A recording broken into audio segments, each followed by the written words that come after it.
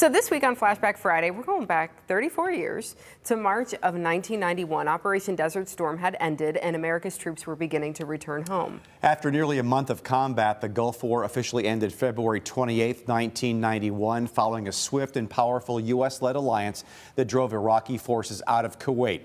This victory sparked a wave of patriotism that swept across the country. Many businesses quickly found ways to seize the moment, including one local company, Creative Photo Crafts. They struck gold by producing Desert Storm buttons, musical hats, and even camouflage coffee mugs. And of course, our Dick Barry was there, and he has that story.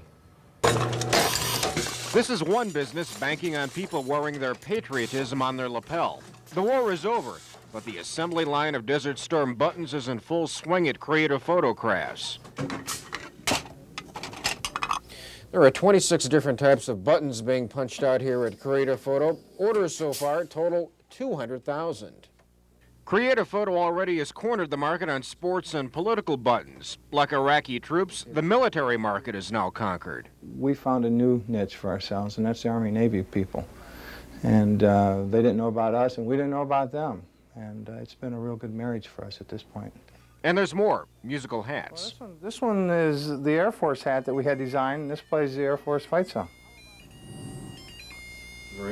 How about a camouflage coffee mug? They're not missing a beat here. Designing all of this, artist Cheryl Kruskowski. Her multinational flag button turned into a geography lesson. The only one we almost made a mistake on was Syria, because Syria has one less star than Iraq. And we did hear of a company that, by accident, put the Iraqi flag in place of Syria. But where's the Storm and Norman button? Don't worry, even as we speak, he's literally on Cheryl's drawing board. Dick Barry, Toledo 11 News. Not even Storm and Norman Schwarzkopf was left out. Dan, there's a button for every lapel. I didn't know about that. I had forgotten the story, but yeah, all those ball caps. I remember the ball caps. I have a Ohio State ball cap from years ago that if you push the button around the logo, it plays something Ohio State fight song. I don't know that I've ever seen a hat like that, believe it or not. The buttons were pretty cool, though. And the time, individual people made those buttons. I imagine that sort of thing is all automated now. Everything now, yeah, for sure. I imagine, yeah.